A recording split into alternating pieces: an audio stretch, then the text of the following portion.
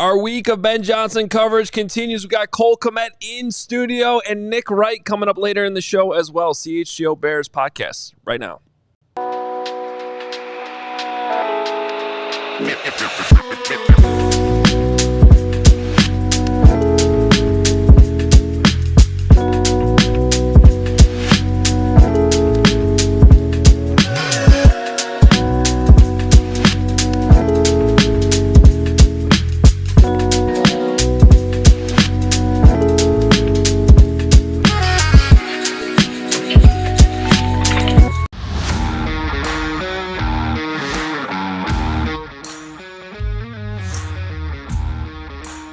This is the CHGO Bears Podcast on the day after they named their new head coach, Ben Johnson. But the big story of the day is that the 85 is in studio. Cole Kmet is here. In the flesh. Come on. Let's go. There you go. Fresh stash going on. New off-season look. You're off and rolling. Yeah, I had the beard going like yesterday. I just hadn't shaved really since the season ended, and then I was shaving after the presser actually, and I was like, I'm just gonna keep the stash for a little bit. Just You look like a Chicago cop. Okay, all right, that's perfect. I'll take that as a compliment. No, for sure. I was going to say, I know there's a lot going on yesterday, but I did not notice the mustache yesterday. So you did it after. Okay, afterwards. that makes me feel better. Yeah. I noticed Cole yesterday. He was wearing the Notre Dame hat proudly, despite what happened, and a great season. Yeah, and you'll be back next year. And yeah. Anyone giving me shit for it, I just say, was your team in the national championship? Right. And No. Right. if someone was Ohio State, then yeah, they got us. But we beat everybody else, and got to that point. So great year by the Irish. It was a lot of fun. Went to the game this past weekend, and it's good to see some familiar faces and all that. And it was a good time down in Atlanta. But obviously the result wasn't what we wanted. But Ohio State has got like 4 or 5 dudes that could play in the NFL tomorrow. And I was like, who is that? And my bro was like, sophomore, freshman. It's like, that's insane. The freshman receiver. And it's not only that he's good, he just physically looks developed. Yeah. You know what I'm saying? Like, it's crazy what he looks like. So, they got a lot of talent on that And team. he reclassified, right? He was supposed to be a senior in high school, right? To be a I didn't know freshman. that. I didn't know Pretty that. sure. Wow. Or is that the Alabama guy? Maybe they both did. Greg Maybe definitely just made that up. No. That is a thing. Maybe I am getting the Alabama guy confused, but I thought it was him too. Because Alabama's Regardless, freshman that's receiver a- is the same way. Regardless, he's a No, great- I mean, I saw him at Wrigley Field. oh, really? When Northwestern played Ohio State, and up close, you're like, okay, this dude could play. He's legit. For the record, just to reset her, that's Adam Hoge, Cole Kmet, Greg Braggs, yours truly, Mark How Carman, we doing? CHGO Bears Podcast. Hit the like button here Monday through Friday at noon. Breaking news whenever. Pre and post will roll around soon enough. Cole, I'll kick this off from yesterday. Your first impressions, reaction, Ben Johnson, all of it. How did it land for you? I mean, obviously, yeah, very exciting. It was nice to kind of get that over with for, I think, us as players, knowing who the coach is now and moving on from that, and not really wondering what's going to happen or what's going to take place. So it was cool to see that get done quickly, and obviously meeting coach the other day was cool. It was brief, and then him doing his presser was awesome, and I know he's really pumped up, and with the guys there, Rome, DJ, Caleb, myself, I know we're excited for what's to come. We know that there's a lot of work that we got to put in and get done, but this is kind of the start of that, and looking forward to the really, obviously the rest of this offseason, and then getting back in April and getting it going from there. When he looked at the 4 players, included you, that were sitting right there in the front row, it seemed like he was like looking you guys directly in the eye, sort of one by one, and said, "Get comfortable being uncomfortable." Mm-hmm. What was your reaction? Oh, man, that's great. I mean, I think that's exactly what you want. I mean, we want to be pushed, and we want to win football games, and the only way to do that is to go through hard. So, look, the things that are fun in this league is winning, and that's really it. So, in order to get there, you got to put in a lot of work. So, definitely be looking to him to guide us in that direction, and it's going to be on us players to come in with great tenacity every day, a great work ethic, and a great mindset in the building, and and that's gonna start in April. Have you even begun to consider how much he gets the tight end involved in the offense? Obviously, Sam Laporte has had a few big years with him, and looking into that for your possibilities with his connection for sure. next I mean, year? obviously I've seen what he's done in Detroit with Sam and how they use the tight end, and obviously my other buddy Brock who's there, using him in the run game and how they do all those things. So, very excited on that front. Obviously I understand, like he said in the presser yesterday, that it's not going to be just a drop of the playbook from Detroit here. And, obviously we got different personnel and different guys here in Chicago than he did in Detroit. So, looking forward to getting to mini camp and those type of things, and then eventually getting the pads on in camp and kind of starting to form that identity and start to really shape our roles from there on. But, definitely excited about it. That was sure. refreshing to hear, right? That Yeah. he said this isn't going to be the Detroit playbook. Because, like, just as a fan watching Matt Nagy come here and just really struggling with adjusting to the personnel he had here versus what he had in Kansas City, to hear a coach that understands, like, hey, I'm not just adjusting versus the defense, I'm adjusting to the people I have. Yeah, I mean, I feel like that makes sense, right? Every team is different and each guy is different. Sure, you may have similar skill sets to one guy that maybe he had in the past or whatnot, but everyone's always a little different and everyone's got different strengths, different weaknesses, and like you said, it's obviously going to start with building this thing around the quarterback and then the pieces around him, and looking forward to kind of seeing how that process goes. The other thing he said on that topic about like what the offense might look like, he was quoting John Shoop, right? He got it from John Shoop. Make the same things look different, and different things look the same. Sound like Dr. Seuss. Yeah. Dr. Seuss. Which sounds great and will stress defenses, but that also puts a lot on you guys too, right? To execute all the pre-snap motions. Yeah, puts a lot on the quarterback too. Yeah, absolutely. But I mean, when you hear him, that sounded like something that he's gonna be saying in team meetings too to you guys. Yeah. Just when you hear that, how do you think that would help you compared to where you guys have been at? And do you feel like you guys have the guys to execute that? Which is, I mean, it sounds like that's his philosophy. Yeah, for sure. I mean, obviously it'll be interesting to see how we fill out the rest of the roster throughout the offseason. I don't know how many free agents we had coming out of last year, but I mean, we got I don't know the exact number, guys. but yeah, there's a lot. So there'll be a lot of change, I guess, in that regard, and it'll be interesting to see who we bring in and how that'll impact the offense in terms of what we run. But I think especially on base downs, first, second down, you want to make the run and the pass, really marry up and look the same, and then be able to run things off of that, which obviously he's done a really great job of doing that in Detroit. So that all checks out to me. That all makes sense. And like I said, just really excited to get going when we get back in April to seeing kind of how this thing will gel and kind of how we'll develop this thing. I mean, Cole, you'll be going into year 6, which crazy. That's wild, crazy, right? Yeah. I mean, half a decade done. Yeah. And you've put your heart, everything into this. Yeah. Like, I feel like you deserve this. I do. As of the guys that are in that locker room that have been here, and you've been through Matt, you've been through both Matts and Thomas and whatever. But so it was interesting to me that Paul's like, well, hey, as far as leadership in the locker room, well, we have guys, and he names you. Yeah. Do you want that responsibility to like, all right, I'm going into year 6, I'm going to be Mr. Vocal, or do you like, hey man, like I gotta focus on my corner here. There's a zillion things that are going to be thrown at. Like, how comfortable are you as far as that part? Because now that you're this 6-year vet. Yeah, I mean, being vocal just to be vocal is not something that I've ever liked or really, to be honest. Like, I want to kind of lead by the example type of deal, and I think before you can ever be vocal, you have to show that you come in and you do the right things every single day, and I always want to maintain that. And obviously, like, I'll speak up, and I have done that when I feel like it's necessary. But I think, it's important. Obviously, Ben kind of talked about some of the standards that'll be set in the building and the accountability standpoint. And, I'll definitely want to uphold that accountability line and be there for that. And just kind of set that example each and every day. And, hopefully guys can follow in that regard, and it'll kind of take care of itself from there. But definitely. I mean, going into year 6 and being a leader on this team, I know I have to take a step up, even coming from these past couple seasons, and continue to elevate my game, continue to elevate who I am as a leader in the locker room and all that stuff. But I'm just really excited. Kind of obviously there's a freshness to this, and excited about where this can go. But I also understand, like, hey, like, there's a lot of work that we got to put in, and we haven't won any I know. Well, I guess we did win one game in 2025, but in this new year, we You're haven't. 1-0, man. We're 1-0. Yeah. We haven't. But in I've been reality, telling the this Packer new year, fans that. yeah, nice.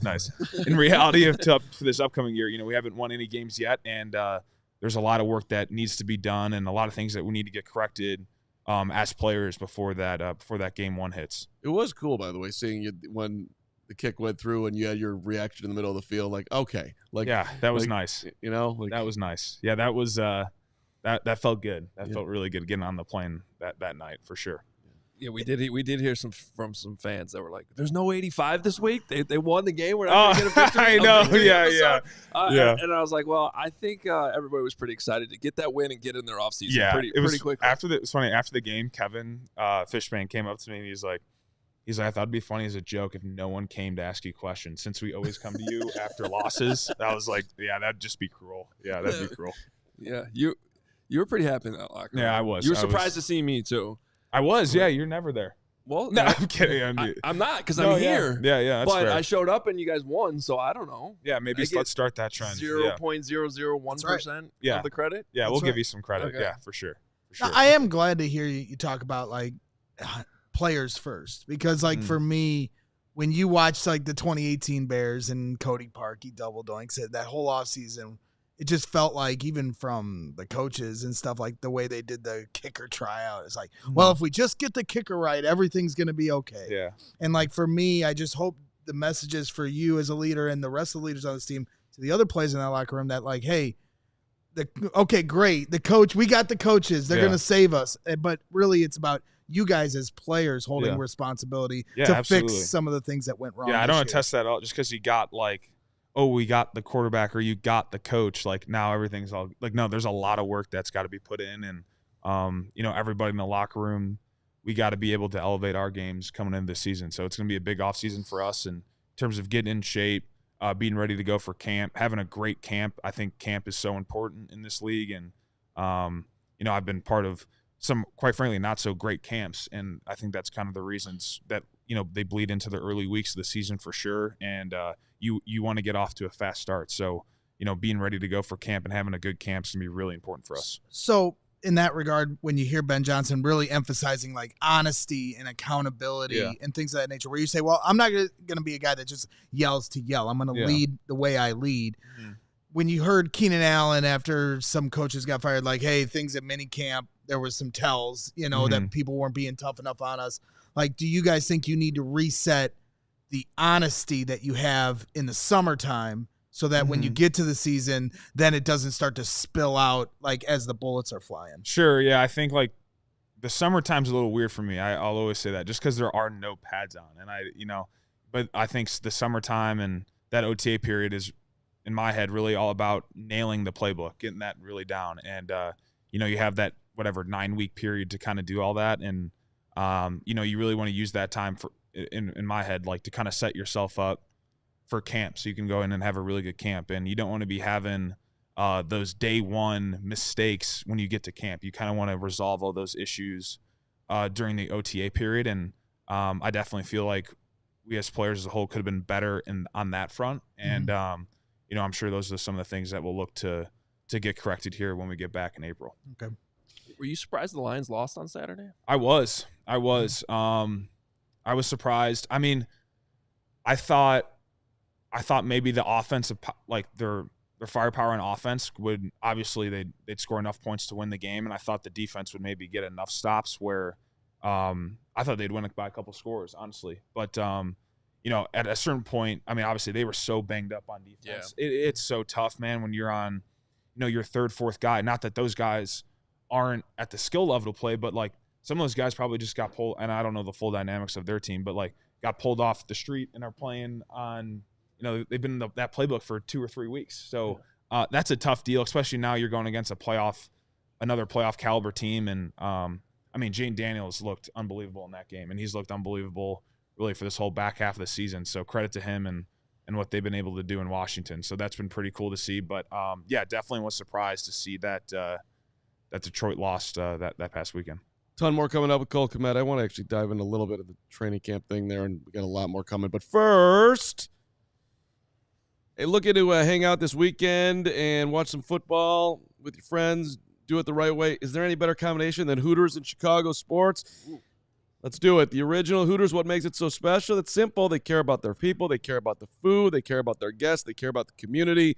It's an experience like no other. Plus, look at the value. Grab Hooters chicken tenders and fries or chicken tender tacos and fries, $9.99 each. That's like basically free to today's prices. And if you're feeling bold, you can try the new Hooters habanero wing sauce. Straight delicious. Toss it with your wings or tenders. Sweet and spicy little kickstart for your 2025. Cheer on your favorite teams, any of the 11 Chicagoland locations: Aurora, Countryside, Downers Grove, Joliet, Lansing, Melrose Park, Oaklawn, O'Hare, Schaumburg, and my favorite, right down here on Wall Street. You can also, of course, order online for pickup and delivery. Check them out. OriginalHooters.com. Straight delicious, straight fun. Also want to tell you about Prize Picks, the best place to get real money sports action. Join over 10 million members and sign up today. It is playoff time. It is now or never. Don't miss out on the last few weeks of the football action with Prize Picks, the best place to win cash while watching the playoffs. You can now win up to 1,000 times your money on Prize Picks. And it's just the best way to win real money this football season. Which players are going to go off, which ones aren't. Make your picks in less than 60 seconds and turn your sports opinions into real money all season long on Prize Picks. Download the app today. Use code CHGO, and you will get $50 instantly after you play your first $5 lineup. Again, that's using code CHGO. Download the app today, Prize Picks, to get $50 off instantly after you play your first $5 lineup. Prize Picks, run your game. All right, Cole, not to put you on the spot here because you can handle. There is no spot you could put Cole Kmet on for the record here. Yeah, but I can handle you, Carm. Yeah, no. Was there any moment yesterday in the press conference like that's what I wanted to hear, or was there any moment like when you were talking to people around the league about Ben that? Okay, sweet. That's something that excites me. Anything like that? I mean, the presser is the presser, and I thought he did a great job. Obviously, like he did a lot of confidence, and usually what you see, like how you guys see him in the presser, like usually in most cases how I feel like they present. To Feels the like he could command a room. Yeah, for sure, absolutely. Yeah. And it was funny you said so I was at the Penn State game and ran into some guys.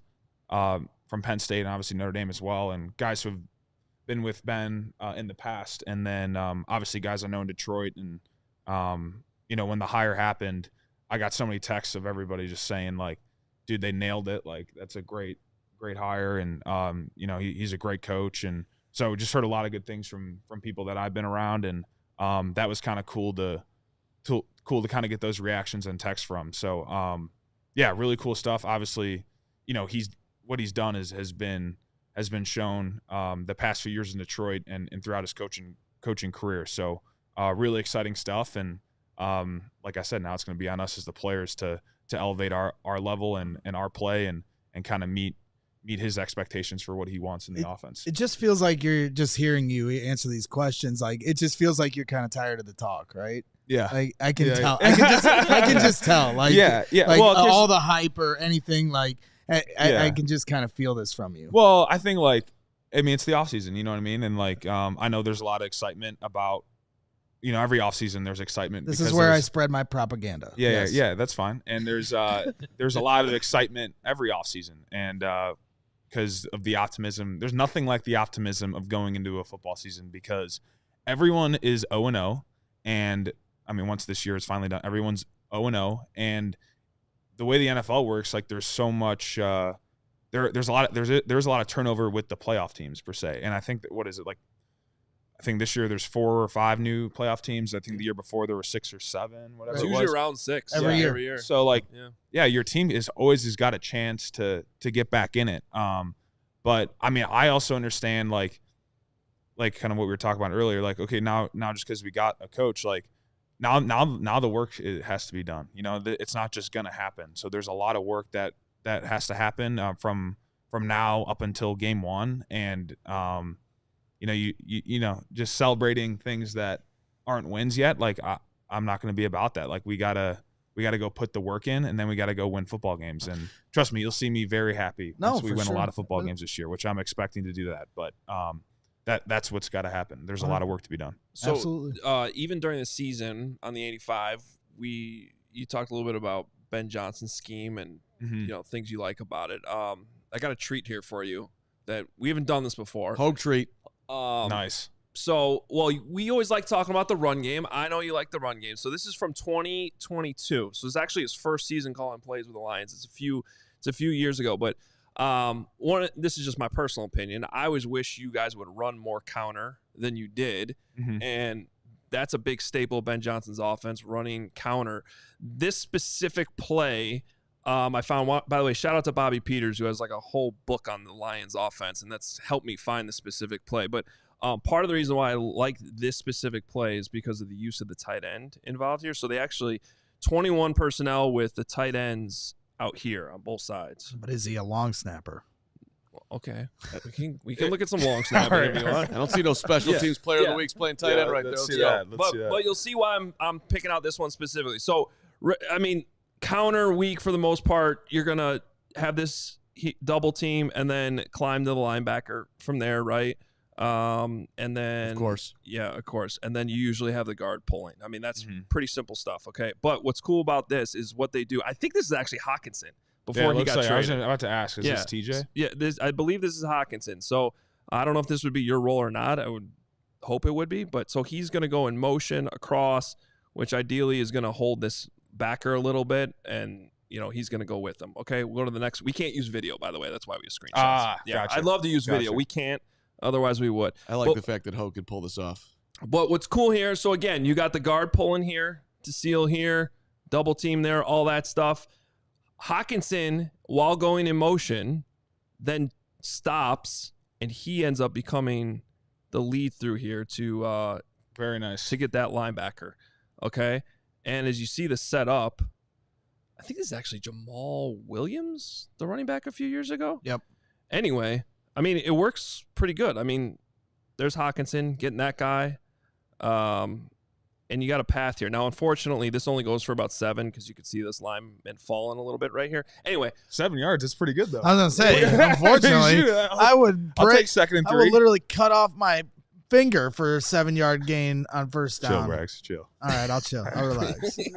He probably would. Anyway, I hope that makes some sense. Need to get ahead on the first. Some sense of how I drew that up. But I was just curious because, one, I just love watching the Lions in general, seeing these run plays, but specifically how the tight ends were used on this play to be split out wide, go in motion, and then actually turn around, come back the other way. I was just curious your thoughts on it. No, it's cool. I mean, obviously you start the tight end out wide and you bring him in motion, and it looks like they hit that on the run with the snap in terms of him putting his foot in the ground and getting back and becoming the second puller through there. Obviously that takes a lot of coordination between the quarterback, the center. Were they on the road there? I couldn't even tell. But if they are, it's a home game. Yeah, okay. Actually, it might not be because they're playing the Cowboys. So if they're on the road there, I mean, you got to figure in silent cadence and getting that done and all those type of things. So yeah, these are all kind of the nuances and details of things that when we put this type of stuff in that you got to be really detailed with and have good timing on, and because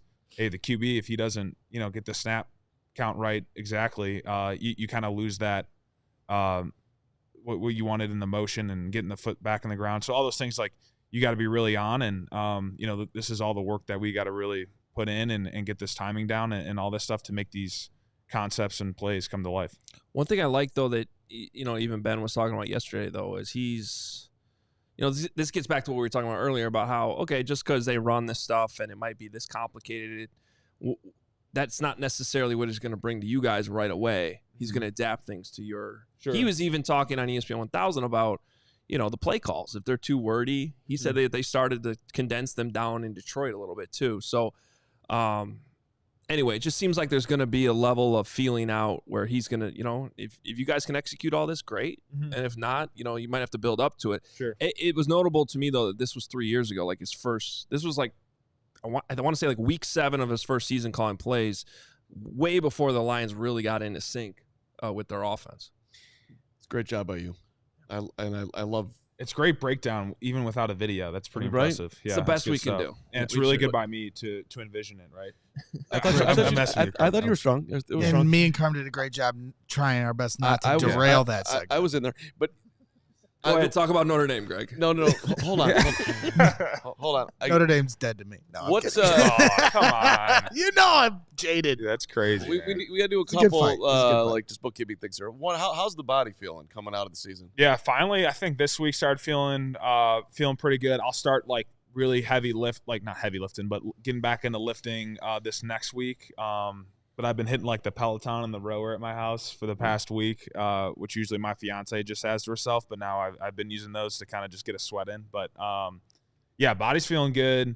Don't have a broken forearm like I did last year, which really puts a damper on some of the golf that you want to get done for the first couple months of the off season. But no, feeling good overall. Came out pretty clean from the season, so that's always a positive. And obviously looking forward to kind of building myself back up here, before the season begins. How do you mentally, like maybe in the past that you lean on, get yourself like, all right, let's put all that behind. Yeah. And now I got to come fresh with like, this is sweet. I get to play in the NFL and do all this with my guys. Like, how do you get the enthusiasm back for it? Yeah. Well, I think from like this past year is obviously a lot mentally, emotionally, physically, all that stuff. So I really just took a week and, I don't think I watched any like football that first week really, and just kind of got away from it. I went down to Florida, golfed, saw some buddies, and did that stuff. And then I did end up going to the Notre Dame game for the Orange Bowl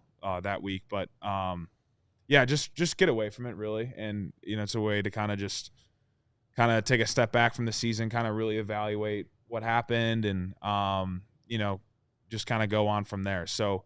Definitely feeling more re-energized now at this point, and we're only 3 weeks out, and definitely still going to take my time here in terms of being away from the season. It's still pretty recent, but when it's really time to get going, I know I'll be ready to roll and be ready to emotionally and physically attack this thing.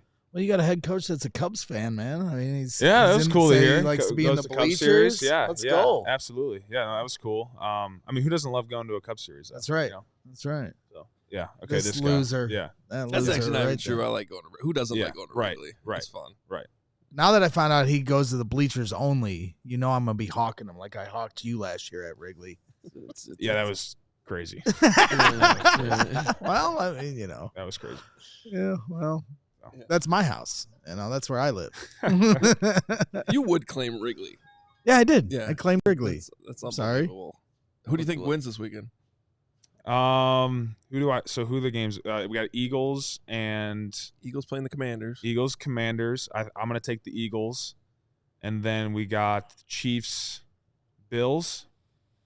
I mean, how can you not go with the Chiefs? Ooh. We got Nick Wright from Fox Sports. You just made our next guest very happy. Well, I'm just saying, like, I mean, the proof's in the pudding right there, right? I mean, everyone kind of like. I feel like everyone kind of like doesn't talk about them much throughout. It's like, they're 15 and whatever. They're I'm unbelievable. not gonna lie. I placed a Super Bowl bet on them when they were plus 650 like 2 months ago. I didn't understand it. They're the Chiefs. So who's favored in the game right now? The Chiefs or the Bills? Great question. We've been covering Ben Johnson all week. I actually have no idea. Well, I'm rooting for the Bills personally. The Chiefs are a 2-point favorite. I don't root for anybody, but like I want to see a good game. I think their fans deserve it. I look at it from that perspective. I got you. I'm rooting for their fans. 4 straight Super Bowl losses. I mean, I'm rooting. I'm also like, I'm okay. Like, I could go either way. It'd be cool to see. Let's see. Yeah, pop Nick up here if we can with Cole for a second before Cole's got to get out of here. He's going to be mad that I'm rooting for the Bills. But as we're popping him up, Cole, why do you think that NFL fans hate the Chiefs? Because they're great. Everyone hated the Patriots, right? Okay, it's as simple as that. Hey, Nick, welcome to CHGO Bears Fox Sports. My guy, Cole Kmet. Bears Nick, what's up, man? Yeah, I see Cole. Yeah, Cole. Thank you. You guys know that meme of it's the bell curve of IQs, and the dumbest people in the world and the smartest people in the world think the same thing, and then the people who think they're smart but they're actually just average, they're in the middle. So that's the Chiefs' opinions this year. Anyone who's like never watched football, or watches one game a year, and they're like, who's going to win? They're like, oh, I don't know, the team that always wins. And the actual experts like Cole or myself are like, yeah, probably the team with the best coach, the best quarterback, the best record, who hasn't lost a playoff game in 3 years. They're probably a good bet. And then all the fake smart people are like, well, when you look at their DVOA and the Pythagorean wins, they can't keep up this luck.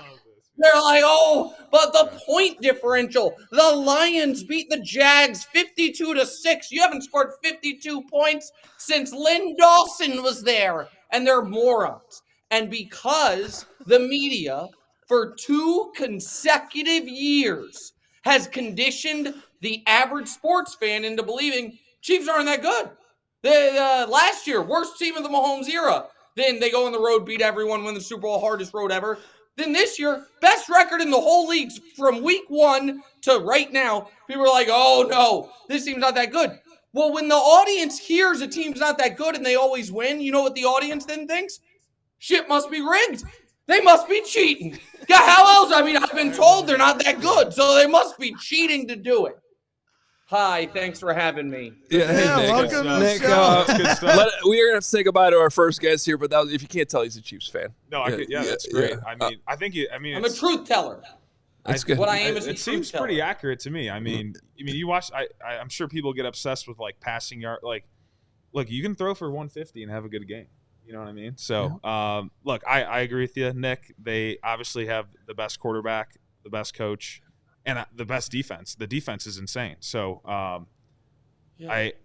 can't imagine them not winning, but I mean, we'll see. See what happens. Well, it should be. I just hope it's a good game. Cole. Yeah. There you go. Cole, thank you so much for coming. I'm in the middle of the bell curve. We know. Yeah. All right, Cole's out of here. Thank you, man. Meanwhile, see you, Cole. Carm, meanwhile, agrees with me on the Chiefs, but he's the dumb guys. He's like, I don't know. It just seems like they'll win. But he got the right opinion. Just slow down. We can settle into Carm hazing in a second here. No, sorry. Yeah, no, it's okay. Slide over. Thanks to Cole. Nick, give me 1 second. But first, as we thank people who make this possible. Yes, absolutely. We've got to talk about Factor real quick. I've needed a lot of Factor this week. It's been a busy week. There's not time to eat, and that's why I go to Factor. If you're ready to optimize your nutrition this year, Factor has chef-made gourmet meals that'll make eating well easy, dietitian approved, ready to heat and eat in 2 minutes so you can fuel right and feel great no matter what life throws at you, like, the Bears hiring the best coach available. Factor arrives fresh and fully prepared, perfect for any active, busy lifestyle. You can lose up to 8 pounds in 8 weeks with Factor Keto meals based on a randomized controlled clinical trial. With Factor Keto, results will vary on diet and exercise. Eat smart with Factor. You can get started at factormeals.com/CHGO Bears 50 off. And use that code CHGO Bears 50 off to get 50% off your first box plus free shipping. That's code CHGO Bears 50 off at factormeals.com/CHGO Bears 50 off to get 50% off plus free shipping on your first box. Shout out to our friends at Chevy. Ray Scarpelli's the man, saving a new car for you. Stick to your New Year goals by shopping Ray's Resolution. It's going on all month at Ray Chevrolet in Fox Lake. Head in today for their huge selection of the new Chevy models. Special New Year's prices. That's right. Right now you can take 10 to 20% off MSRP on select new Chevy models. There's also always over 125 vehicles priced under $20,000. If you've heard of Ray Chevrolet, you've heard of the Ray's Price Promise. That's their guarantee. They make your vehicle more affordable than ever. No price changing, no add-ons, no hidden fees ever. You're getting the same incredible prices that we're talking about right now. That's what happens when you go in-store or online. 10 to 20% off MSRP on select new Chevy models. 125 vehicles priced under $20,000. See our friends at Ray Chevy. RayChevrolet.com. They've been serving the community since 1963. Together, let's drive. All right, Nick. Actually, I want to start with this question. Okay, How insufferable has Danny Parkins been this week with the Bears hiring Ben Johnson? Believe it or not, I rarely see him. There's 2 shows between ours. So his show ends at 10. My show starts at 3. And so he usually leaves a little before. You guys know Danny. Danny's not sticking around for extra work. So Danny's usually out of there before I get in. And so I mean, he's happy, Very and familiar. he should be happy. Listen, come on. Carm's working so much behind the scenes. Carm's out here booking guests like me. Give Carm a break, man. Come on. Thank you. I mean, I like the hire. Here's my Ben Johnson take now that you asked for it. It is an A+ hire, which means it has about a 50% chance at best of working out.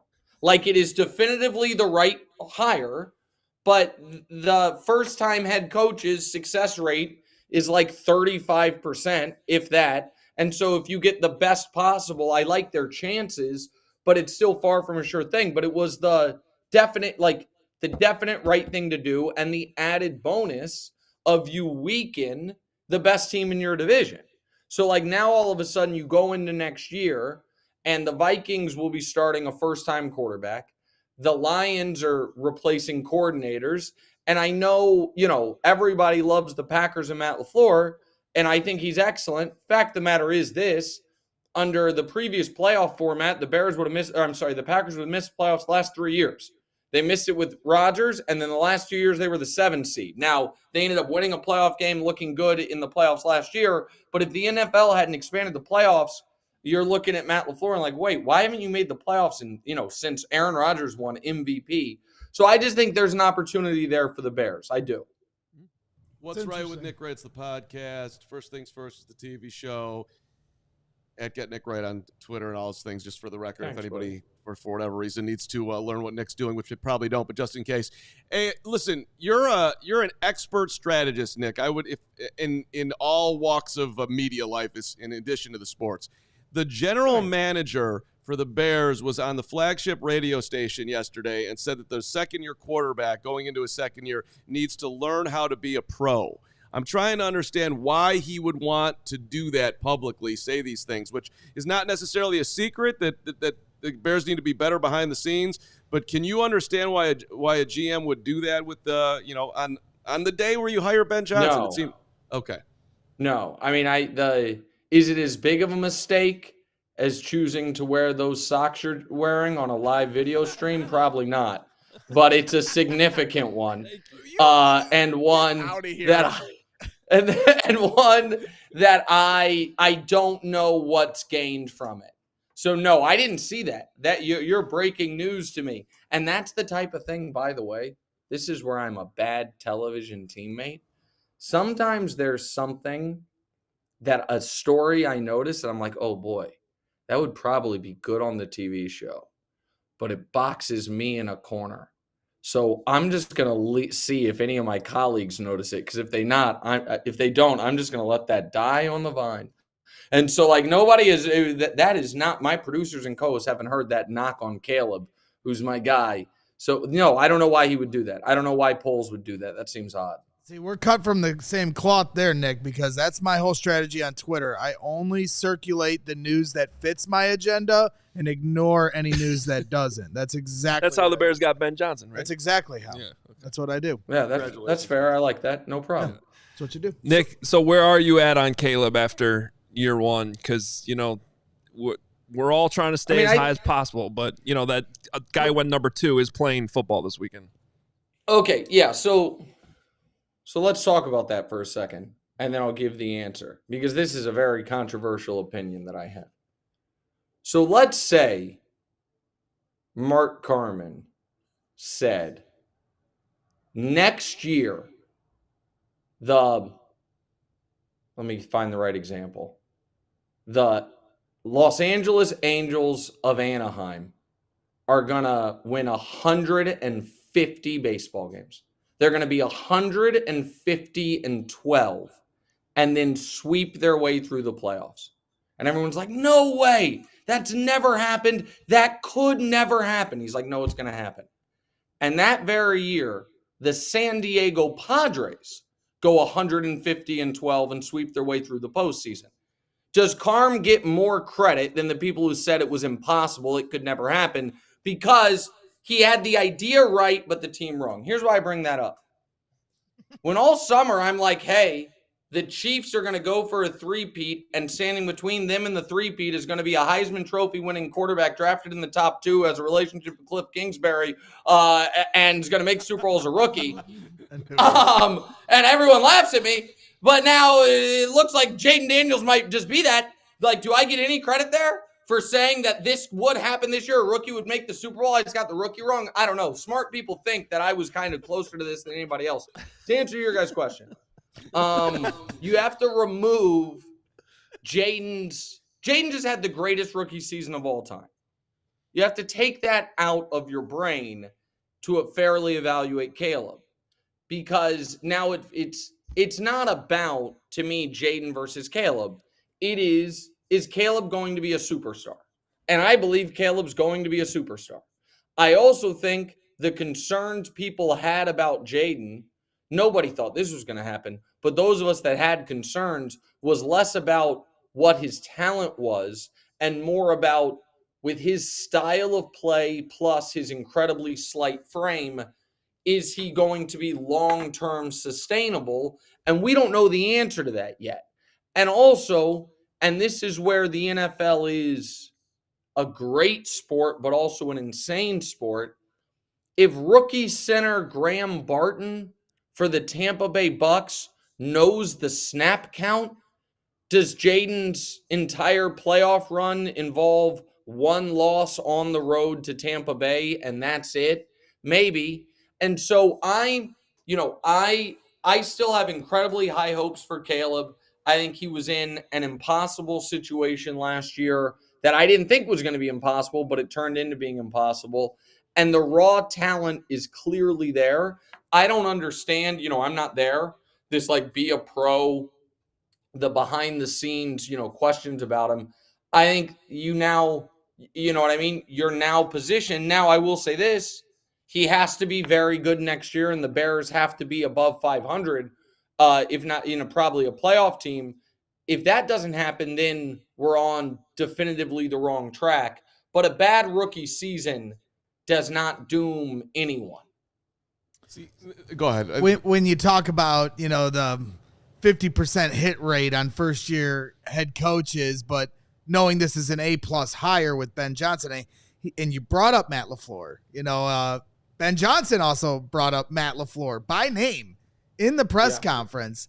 Pretty bold move. Do you like the hubris, or do you worry he's making some receipts that might come back to haunt him? No, I don't mind that. I don't mind, some opening press conference bravado. I didn't love when they said question on your right and he looked at his hands to figure out which one was left, which one was right. That was odd. I didn't love that. But no, I don't mind the opening press conference bravado. And I don't know, do he and LaFleur have a relationship? I don't know the background there. I would assume they do. Yeah, Schrager said this morning that they don't, and he was just calling him out. I beat you all the time. But he's 5-1 against them, so good for him.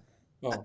But that's also, I get that, because the Bears' rival is the Packers, and the Packers own the Bears. And so he's saying, I can turn this because I own the Packers. I don't think that's a problem. I think that's fine. Nick, putting you on the spot right now, you can have Jaden Daniels or Caleb Williams. Who you taking going forward? So my answer is Caleb, and I know that is an unpopular answer, but here's my justification. I think that it is totally fair to heavily weigh your pre-draft analysis when a player has only played 1 year in the pros. I think every year you play, you weigh it less and less and less. It seems like, the other end of the spectrum, there's some people that still swear Justin Herbert's one of the 5 best quarterbacks in the league. And that's based on pre-draft stuff, really. So but he's been in the league 5 years. I have real concerns about Jaden's long-term viability because, listen, they had one rough stretch all year, and it was because he got cracked in the ribs, and he got cracked ribs. So that concerns me, and I also think Caleb's, upside is so immense. Now, I know Bears fans are looking at it as we could have had Jaden. I think that's the wrong way to look at it. He was the consensus number one player in Caleb. And if Jaden ends up, being instantly a top 5 quarterback in the league, then you could have a superstar quarterback in Caleb and still end up being, he's the second best quarterback in his draft. Like, that's on the board. I'm not ready to go there yet. I also, CJ Stroud didn't have the year Jaden just had, but he had close to it. And then this year, I think, took a step backwards. So I just don't want to overreact to the one season. You want it? Because I'll go ahead. Go ahead. No, you no, got follow up. No. I was going to go elsewhere. So if you have a follow up on that. Well, no, I was just going to say, I personally think that, and maybe it's wishful, I don't know. I feel like there's a better chance Jaden Daniels has a CJ Stroud-like season next year than, I don't even know. What's an example of a quarterback that aced it year one then still got better year two? It just Mahomes. But yeah. And a Mahomes, didn't play year one, but if we call year 2 and 3, year 1 and 2, yeah. I mean, Dak had an unbelievable rookie season, took a bit of a step back in year 2. Jordan Love, I feel like, took a bit of a step back this year. Now, maybe it's because of injury. Yeah, it's not that uncommon. And I do believe in Caleb. And I also think that the team, got broken. This I know is you guys talk about it all the time. Got broken by the Hail Mary. And I put that more on the coaching staff than on the rookie quarterback. Coaching staff did not have a good year. And listen, understatement of the show. No, they did not. All right, so listen, you're obviously picking the Chiefs to win. 3-peat, 4-peat, 7-peat. And, I don't know if you're aware, Nick, but there was the greatest athlete that ever played anything in the history of sports that played here and won year after year after year. So, I just knew every year that the Bulls were going to win because they had him. So I would like you to speak to what it's like to finally have a Jordan-like winning figure as someone you're rooting for on your side. Well, I think that's a really hard comp because you had to go through 7 years of not coming close to winning. You know what I mean? Jordan played 15 years with the Bulls and I think won 6. So, there's a lot. And then we've never seen an athlete like this. Just haven't. They're the only thing close is Gretzky in a team sport who from the opening moment, the worst he's ever been is an overtime loss in the Final Four. That's the worst. And in a single elimination sport, it's unfathomable. It's different, you would think, in basketball or baseball where you have more of a margin of error. You don't have that here. And the fact that Mahomes is 29 in his 7th conference championship game. Brady made 14 of them, which is unreal. Brady was 35 when he reached his 7th conference championship game. The only other guy with 7 is Joe Montana. He was a Kansas City Chief and 37 years old when he reached his 7th conference championship game. And so this level, if they win on Sunday, it's their 5th Super Bowl appearance in 6 years. No one's ever done that. If they win on Sunday, it's a chance for a 3-peat, which obviously no one's ever done. If they win on Sunday, he has 4 championships. His finishes in the NFL, his first 7 years, if they win Sunday and win the Super Bowl, I should say, would be as following: 4 first places, 1 second place, 2 thirds. That's it. That's the list. And so I don't know. It is so frustrating to me that this team going for a 3-peat that again beat more playoff teams than any other team in the league, had the best record every week of the year, and did it despite dealing with catastrophic injury on the offensive side of the ball. The media coverage of this team has mostly been under the lens of, they don't give me those warm and fuzzies when they win the way they used to.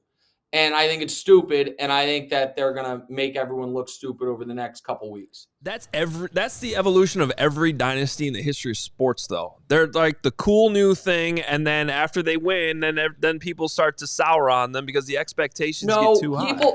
People might not like the other teams, but I don't remember a lot of, you know what? The Patriots aren't actually that, like, the Patriots were never during their run, during the second decade run, the fifth best Super Bowl odds when they had the best record in football. They weren't like but again, whatever. They're going to get to do the exact same thing they did last. I mean, the Chiefs, here's a fun one for you. Prior to the Texans game, the Chiefs in their 6 previous playoff games were underdogs in 5 of them. They were home underdogs to the Bengals because it was Burrowhead. They were Super Bowl underdogs to the Eagles. They were favorites against the Dolphins. And then they were underdogs in Buffalo, underdogs in Baltimore, underdogs in the Super Bowl. I mean, it's just, now it's an amazing money-making opportunity, but it's incredibly dumb. It's incredibly, incredibly dumb. Yeah, home underdogs is as disrespectful as it gets. I can see you there 100%. But is it wrong for me to say, and I want you to try to admit this, come out of your Chiefs kingdom, Sure. bias that you have and your love affinity for them. But I'm rooting for the Buffalo Bills. Forget what the odds are or who the favorite is. Yeah, But I'm rooting for the Bills. Their fans deserve this. Like, Josh Allen keeps being on the wrong end of the stick in great games against Kansas City. They've been through 4 straight Super Bowl losses. I could never imagine in a million years as a fan going through something like that, and just knowing how much they love their Buffalo Bills. Like, that to me is the best story. I want the Buffalo Bills to win the Super Bowl. No, I get that. I totally get that. And I understand why they're the team America would be rooting for. The counterpoint is this. They traded the Chiefs Patrick Mahomes, so they deserve to lose forever. That's the piece of this that everyone forgets. The modern day Babe Ruth trade happened. It was the Buffalo Bills, who had Tyrod Taylor as their quarterback, being on the clock with an opportunity to draft Patrick Mahomes, and traded the pick to Kansas City. The Chiefs drafted him, and now the Chiefs send him home every year. So for a long time, after the Red Sox traded Babe Ruth to the Yankees, the Red Sox did not deserve to win. You did this to yourselves. And the fact that the Bills then, since then, continue to do business with the Chiefs, including trading them the pick that got them Xavier Worthy, it really does feel like Mahomes to Worthy to rip your Western New York hearts out is kind of fair. Like, sorry, guys, you shouldn't have traded us the greatest player ever because you wanted an extra first-round pick. And then the next year, it's like, oh, no, we both won. We drafted Josh Allen. No, there was only one winner in the trade that resulted in one team getting the greatest player in the history of the sport and the other team ending up with a potential Hall of Famer. It's the team that got the greatest player ever. That's a great outlining, honestly, because they don't get any of the smoke for not drafting Patrick Mahomes. It's the Bears that get it. It's just the Bears. It's just the Bears. And you're totally right. Listen, the Bears drafted Mitch Trubisky. It's a mistake. It's wrong, whatever. The Bills were on the clock with Mahomes there. And they're like, let's see if this Peterman-Tyrod Taylor thing can work one more year, and then we'll figure it out. It's just unforgivable. It's unforgivable. Nick, yes, go ahead. No, that's amazing. And the Worthy point is great. It reminds me I need to place an anytime touchdown bet on Xavier Worthy this weekend. You have to. Bet for the anytime touchdown, bet Kareem Hunt. The Worthy would be good. Bet Kareem Hunt. Kareem Hunt's going to score a touchdown. I like it. Hey, Nick, despite the sock haze and calling me the dumbest person on the show and whatever other hazes I didn't that say you were the dumbest person on the show. I just said you were low on the belt. I just caught a stray. Go ahead. Why is everyone assuming he's not talking about me? Yeah, come on. Because he's not. This all right.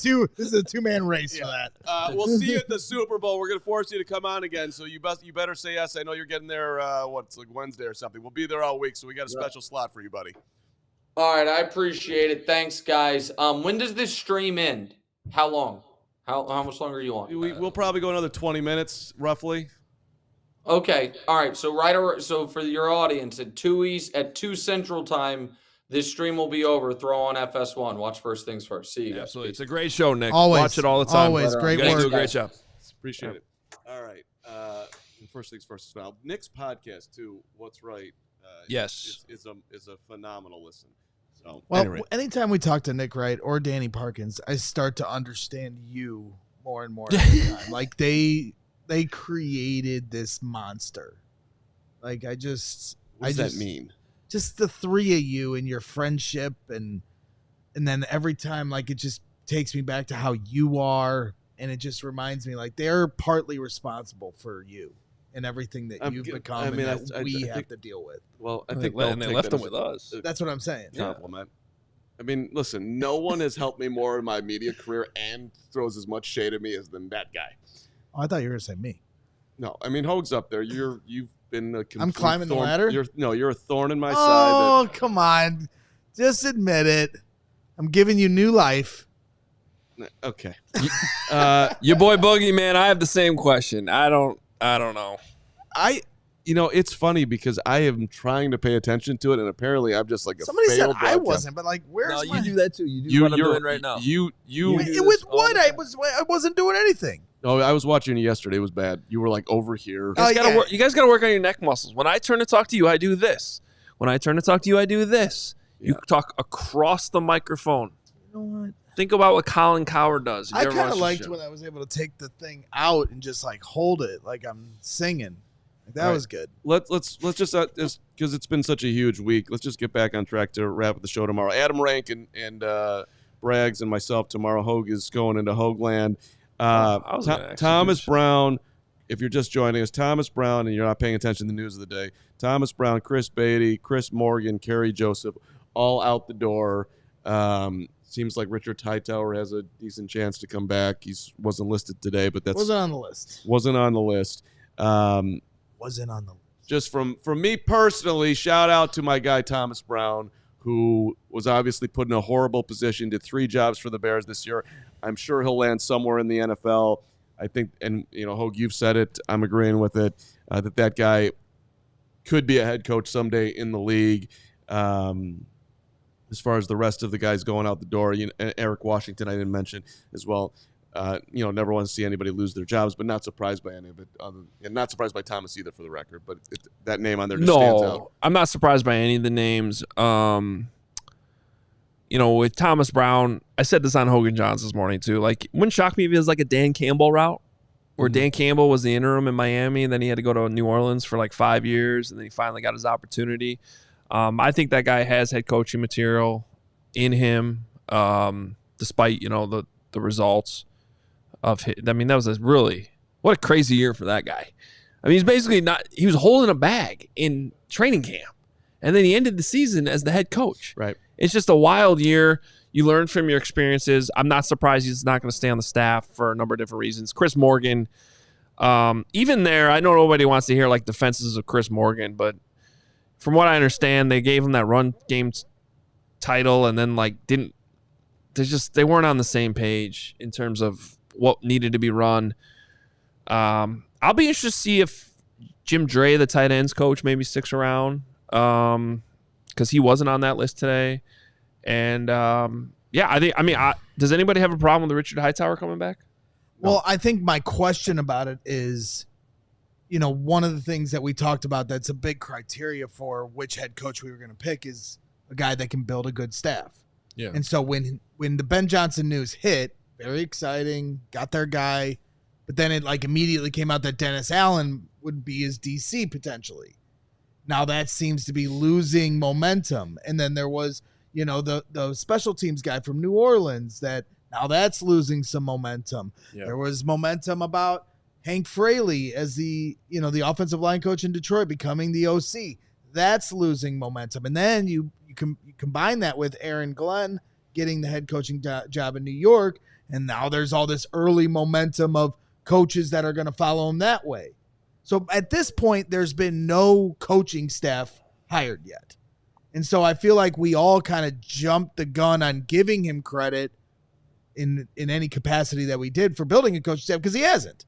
And so going through this with Matt Eberflus, where he hired a bunch of guys that really weren't his guys, like until he builds his staff and we see what it actually is, we can't really credit it or criticize it, but it is something for me that is concerning because he clearly doesn't have his guys. He's just trying to find people with experience. Well, and the new name out there is the Rams assistant head coach, passing game coordinator Aubrey Pleasant's going to interview to be for the DC job, which was so confusing. And I had to have my guy Gary explain to me that there are defensive passing game coordinators, which I didn't know existed. Yeah, Forgive me for not knowing the that. Bears, it's just worded the Bears weird. had one. We have a passing game coordinator on offense. No, they have one on right, defense. I understand that. No, they have one on defense. Right, I understand that. But like I didn't know that actually doesn't seem like was you do. Right, but like to me, why wouldn't you call it a secondary? Like the title is weird. Defending the pass game coordinator? Right, like you know what I mean?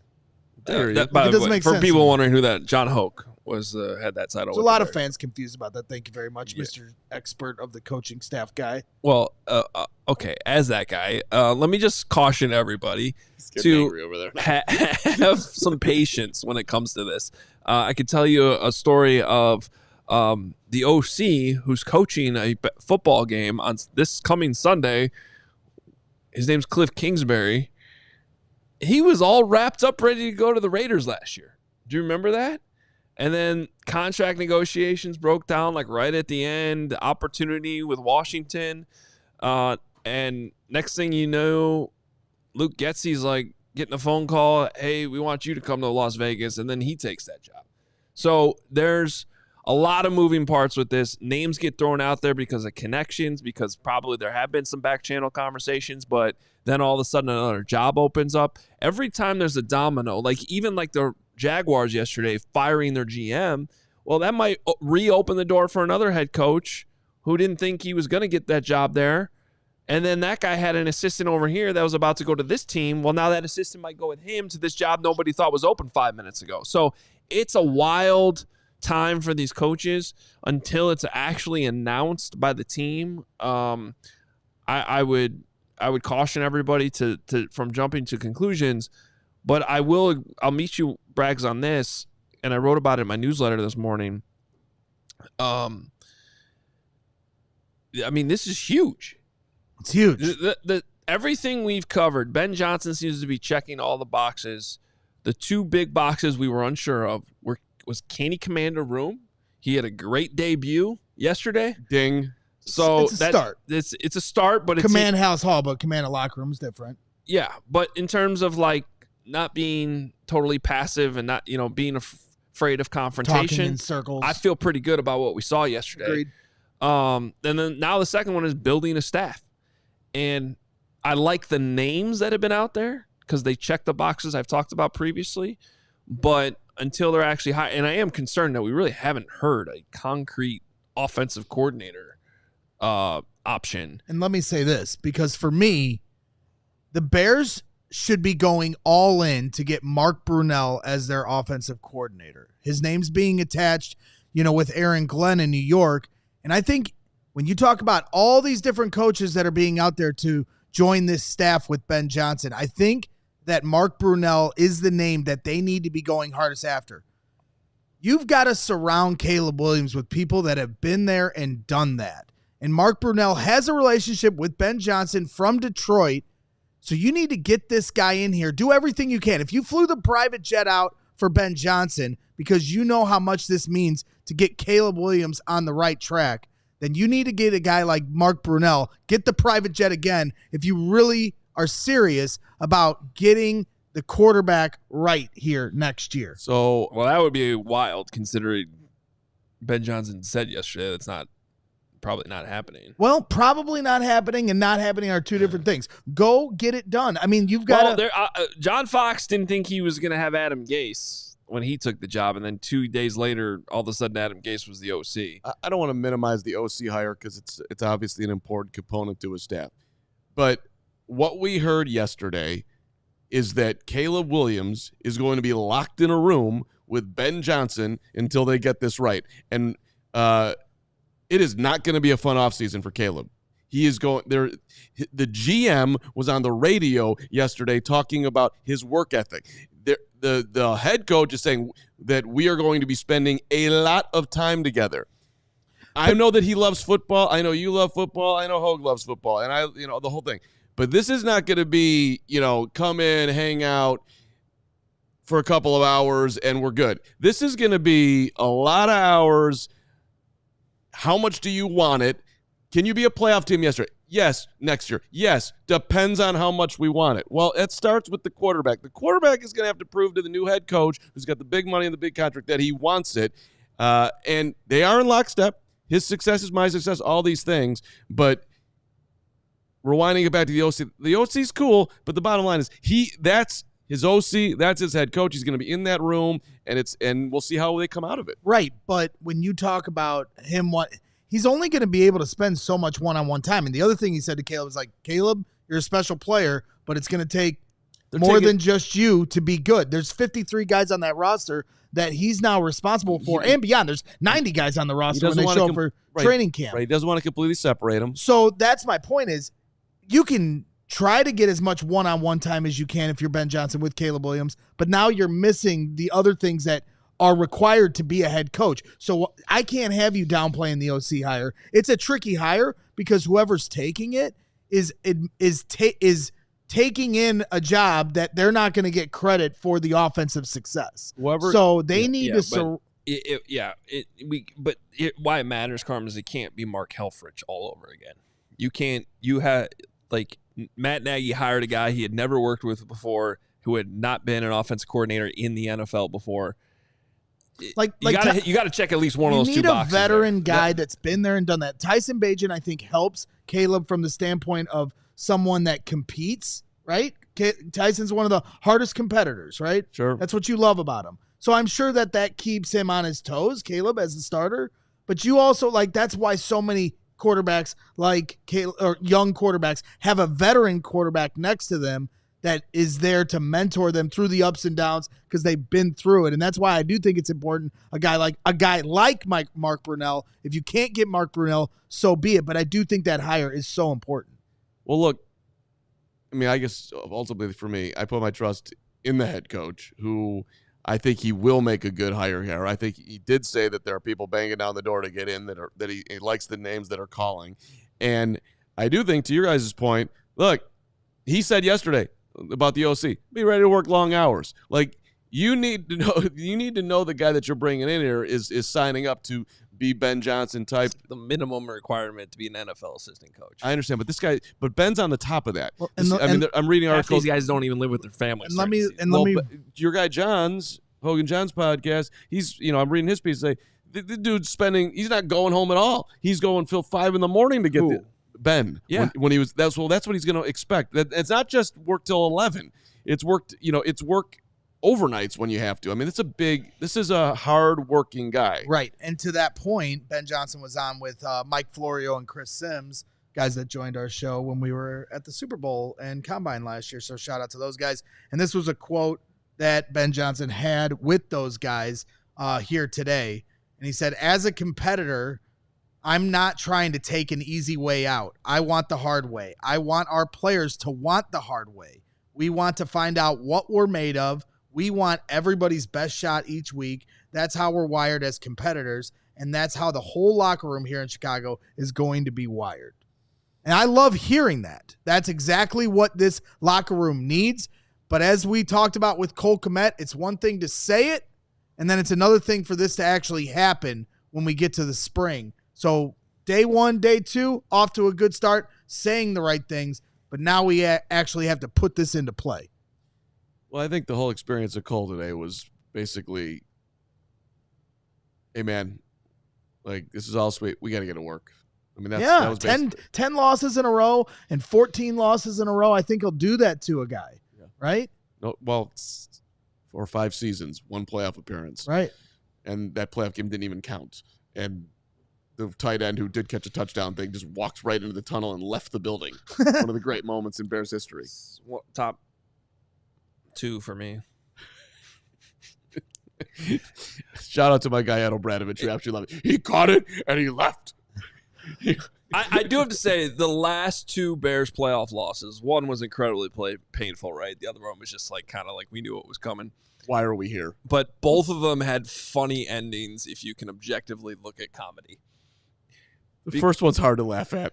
Dude, Staley the Bear falling the way he fell is objectively funny if you can separate it from Cody Parkey doing what Cody Parkey Oh, man, I have a video. because it's real. Whoever was in that bear died, I think, I in had that moment. I had a video. We were at the game, me and my good friend Jake, who lives down in Austin, Texas. I convinced him to fly up for the game. Like, Jake, we're going to the Super Bowl, bro. Get up here. You haven't been here all year. And so I have a video of it, to your point, that where you could just hear his heart rip in half. It's like, oh! And every year on the anniversary, I send it to him and I tweet it out. He's like, why do you do this? I'm like, because it's funny. What did it have to do with the bear? Because like it was the same moment. What do you mean? What does it have to do with the bear? It was at the Double Doink game. I was telling a story. I don't know. It's the same story. Listen, me and Staley the Bear are tight, just for the record, and it was a very tough day for Staley the Bear. But okay, well, Staley the Bear has bounced back. And then Jimmy Graham catching that touchdown, meaningless touchdown, and just going up the tunnel. Thank you. I don't know why I ever signed with this franchise. This is the one thing I'm doing for you. His helicopter was waiting outside the locker room. For me, the funniest thing. See you later. For me, the funniest thing I've ever seen was Keenan Allen throwing that interception. And then as he threw it, just putting his hands in the warmer and walking off as the play's still going the other way. All right, there you go. I tried. That is the 2024 rather, Chicago Bears. Hopefully not. I was laughing was so hard. I couldn't. It's just at that point, what do you do? Dude, if you've been in the league as long as he did, you know that plays in the playbook. You're on a 10-game losing streak. You know you're not throwing that pass 100 times out of 100. Oh yeah. I mean, come on. You're Keenan Allen. It's like, I'm going for this. Yeah. I'll save the season. All right. Well, this has been a great show. It's been a great week. Yeah. We thank all the support out there. Well, and if you are new right now, please hit the subscribe button, hit the bell, turn the notifications on. Right. Shows on Monday through Friday. We'd love some likes on the way out here too. Right. And just to do some house cleaning here, we have a special for all of you guys for this week to celebrate the Ben Johnson hiring. And that is for $48 for the year, you can become a CHGO diehard. If you go to allchgo.com/diehard, or if you use the QR code you see here on your screen, if you're watching on YouTube, you can sign up right now. Bunch of people have been pouring in. Hoge and Pat Norton and everybody here has already been working hard. Fran Duffy, working hard on all this exclusive written content that you only get as a diehard. We've already got you set up through the coaching search. I think you have one more piece that you're putting out. Yeah. It might be early next week now. Next week coming out. Basically how the hire compares to all the other. Yeah, and Adam's been doing extensive research with the coaching search, as has Pat Norton. And now we're going to transition into the Senior Bowl next week, the East-West Shrine game. Of course, the Combine will be at the Super Bowl, and then free agency as it comes up to us. And then, of course, getting ready for the NFL draft with our All-City draft expert, Fran Duffy. So, again, right now, sign up to become a diehard for a limited time deal to celebrate the hiring of Ben Johnson for only at a markdown price of $48 for the year. Super chats on the way. I appreciate all the diehards that have already done it. Look forward to the new diehards. D-Man Shy, $10. Who was the ShamWow guy? That's what I think. You just turned into the ShamWow guy selling that. That was great. Good job. It was a really good infomercial. I know. And it was a really bad job of us not starting the last 2 days with that. Because I did write it into the intro. Yeah, no, that's on me. That's a Carman error. Thank you. I will point the thumb. D-Man Shy, $10. What's up, Cole? Enjoy your time off and come back and be the leader that you are. Step outside the comfort zone because you're the guy that this team needs. Bear down. We did talk about leadership with Cole. $2 from Darth Maul, who was on fire today. Ben Johnson about to start his own coaching tree. Damn right, Darth Maul. That's what's happening. And Cornell Bryant, $5. Yo, Hoge. No Rizzy, no Fraley, and Hightower back. What happened to the star-studded coaching staff we were promised from Schefter? Allen or we riot? Yeah, what happened, Hoge? Yeah, Hoge. What did I do? You promised us. I was the one who was worried about this. I said it, and I got Gary yelling at me. I got you guys yelling at me. Well, rightfully and so. like I just said, everybody be patient. I am encouraged by the early names. This was a concern of mine with hiring Ben Johnson. Not because anything personal with Ben Johnson. It just comes with hiring a first-time head coach who's obviously going to face some roadblocks, bringing guys with him from the place he's coming from within the division. It's common sense. Listen, everybody. Well, I don't have common sense or patience. We are not leaving today's show with nothing but positive feels. They hired Ben Johnson. It's a day later where they're going to win the Super Bowl with Ben Johnson. Everything's going to be great, and the staff's going to come together. $10 from Crystal. That's a good way to end this. $10 from Crystal. Love you guys. Great show. Bear down. Well, Crystal, we missed you at Northwestern last night. I used to love you, and then you were a Northwestern fan, so now I don't love you. Great win over the Hoosiers last night. Crystal's coming out for the Wisconsin game. Hoge's going to be there. You're not invited. I will not be there. What day is it? It's February the 1st, buddy. A week from Saturday. The day before we leave for the Super Bowl, which is going to be amazing coverage. So hit the subscribe button for that. We already got some guest book. I'm excited. Brandon Marshall, sup?